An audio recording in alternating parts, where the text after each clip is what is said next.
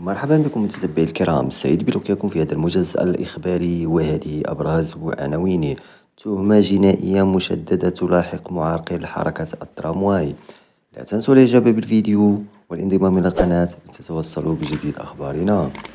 مرر الوكيل العام للملك بمحكمة الاستئناف إيداع 40 رهن الاعتقال بالسجن المحلي عكاشة مع متابعة بأحكام الفصل 591 من القانون الجنائي، وتحديد يوم 30 يناير الجاري موعدا لأول جلسات محاكمة أمام غرفة الجنايات الابتدائية.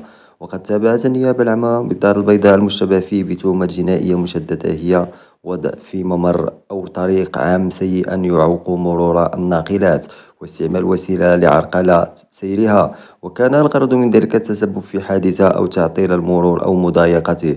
ويواجه المشتبه فيه عقوبة سجنية تتراوح ما بين 5 و10 سنوات.